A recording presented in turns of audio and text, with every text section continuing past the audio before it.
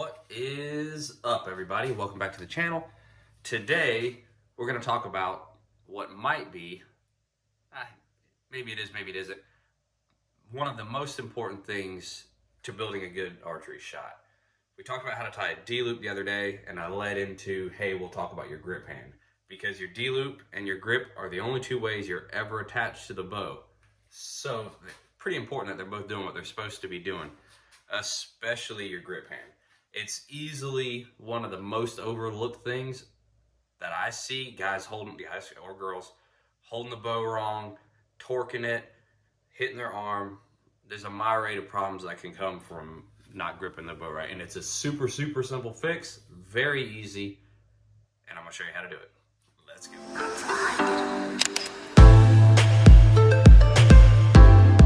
So, like I said, super simple fix.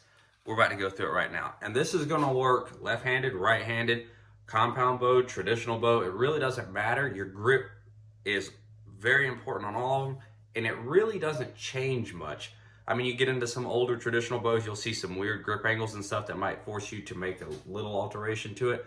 But in theory, you should be able to hold it in a relatively the same way, regardless. So, I'm gonna show you on my hand first, and then I'll put a bow on my hand and show it to you guys. Involving your whole hand in the grip part of the shot can open you up to a few different problems. The first being obvious grip torque on the bow. So, you grab it like you're opening a door and you've got a whole bunch of pressure typically acting on the grip of the bow in a couple different ways. This will make more sense in a minute when I show it to you on a bow, but just ride with me for a minute. The second is grip torque on the front end usually equates to string torque on the back end. So you grabbing the bow, it's kind of wanting to sit naturally one way or the other in your hand, and then the string is out of alignment, so you pull it in, or you maybe have to move it out depending on you to get your peep sight and everything to line up. So now you've got obvious issues between the alignment of the front of the bow and the alignment of the string in the back. This is going to create left and right misses and big inconsistencies in your groups. You may not notice them at 15, 20, 30 yards, but for a lot of folks that are starting to want to extend their shot distance, you're definitely going to notice it the farther you get out. And it's going to be even more noticeable if there's a misalignment issue between the front and the back on bows with a high let off, which a lot of your hunting bows now are being made with 85, 90% let off. It's extremely important that you grip the bow properly and have as little negative input on the grip and the string side of things, or it'll really tell on you, especially downrange. All right, we're back. Had to step away for a second, clear my throat. I'm getting over. I've been sick for the last week or so we're good though. I told you about the first two things that are pretty obvious issues with your grip. The third thing is probably the biggest one, and everyone's experienced it that shot a bow at least once. Slapping the inside of your arm. So everyone's heard it, man, I don't want to shoot my bow because I hit my arm, or I have to wear an arm guard to shoot so I don't slap my arm.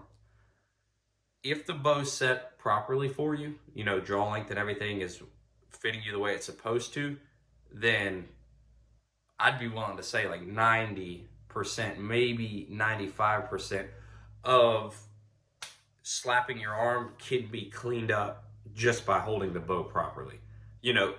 Obviously if you're severely double jointed in your elbow or hyper flexible there where it really bends in a lot, which you see a lot in women and young shooters, that's gonna play a part. Grip will help with that, but there might be some other things we have to tweak to clear that. Usually what I tell folks if I'm teaching them how to shoot and they're having issues with it, it's kind of corny, but it works. I tell them, put your hand up like you're telling somebody to stop. Like, when we did as kids, like stop. And you can look and you've got this ridge that runs through your palm here. And they have these two creases, which we all have them, these little creases in our hand. If you think about it that way, and then you add a bow to the mix, which we're gonna use this arrow for, the bow is gonna sit right there in that meaty part of the palm. The idea is that you never want to let the bow cross those lines down the middle of your palm one way or the other. You don't want to roll your hand in this way. You start to apply pressure in a negative way. You definitely don't want to be gripping it the way most people grab a bow naturally, which is like this. You can see just by opening your hand up, you're pressing it against a relatively flat surface that's not going to allow you to induce a lot of left and right torque as long as you keep your finger pressure out of the equation. Heard a lot, especially older shooters, grew up being told like, hey, shoot with your hand open. Well, that's great, and I mean, and it can work. That's why they make those little wrist straps that go around the grip of the bow.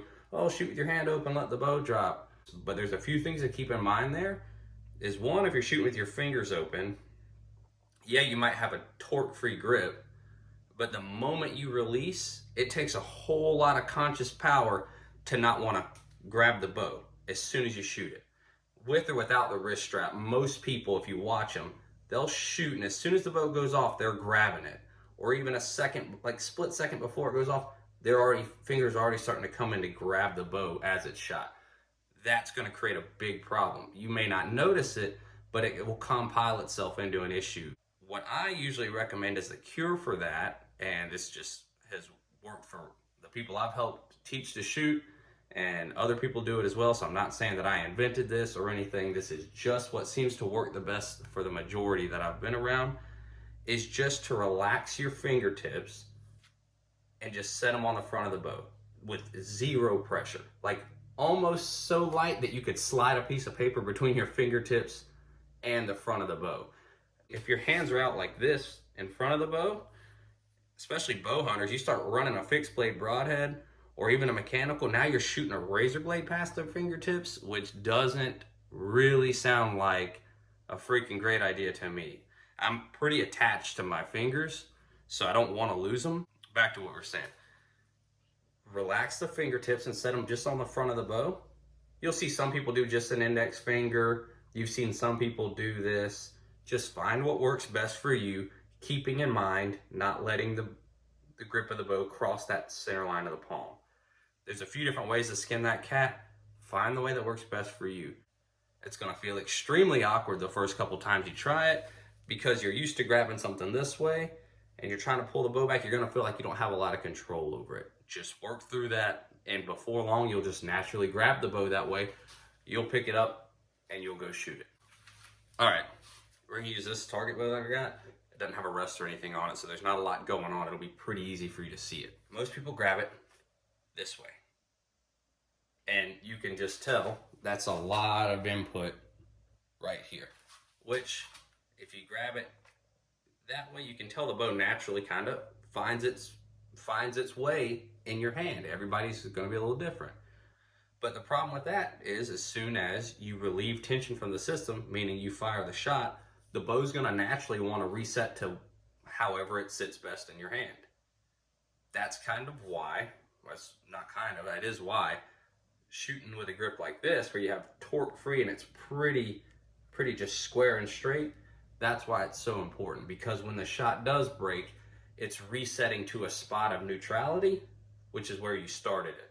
I'm going to try, before I go into, I mean, there's not much to see here. I'm going to try to show you how gripping it wrong can negatively impact your arm.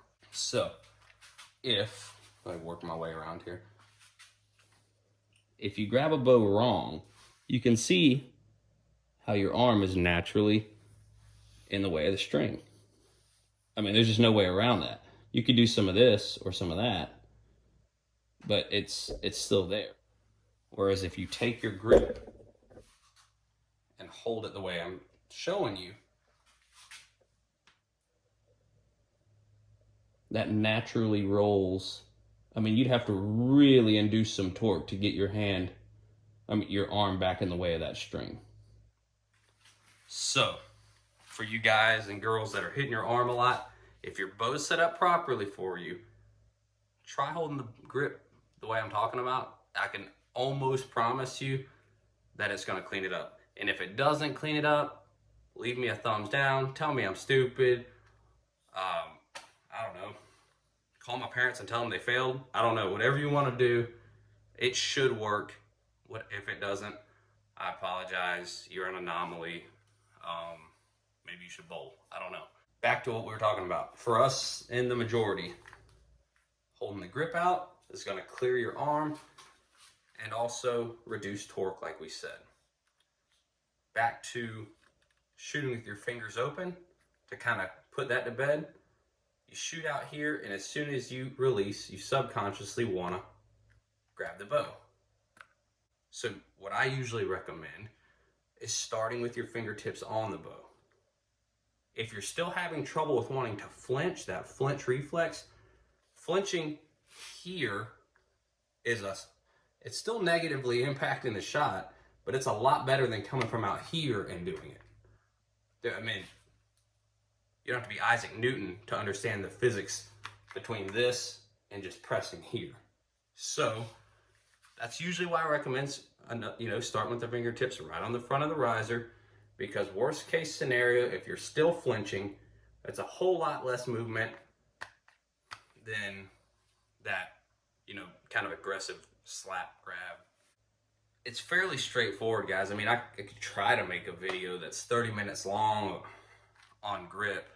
I'm gonna try to edit this one and condense it as much as I can to just give you guys the basic information that you really need, because people overcomplicate it and it's very simple. Put your hand like a stop sign, set the bow in there, never let it cross those lines in the palm of your hand, and just relax your fingers onto the front. If you want to do it that way, if you want to do it that way. I have seen some people do it that way. Doesn't work for me, but you do you. Just grab the bow and shoot it. You do want to try to shoot with a relaxed hand. I didn't mention that earlier, but even in this situation, you can squeeze to the point that you're inducing tension. Nice relaxed hand. Think of your hand is solely there to pull the bow against. It's not there to grab or torque or adjust or anything. Just allow your palm to be there to pull the bow against. That's really it. So, as always, if you did not see the video I posted last week about how to tie a D-loop, it was just a simple video, how to tie a D-loop to kind of get this started. I'll do more how-tos and some other stuff. I've got a couple ideas, so we're just gonna run with it and see where we go on this YouTube journey. Check the video out if you haven't seen it. Please be sure to like and subscribe. You know the YouTube spiel that you get on every video that's out there.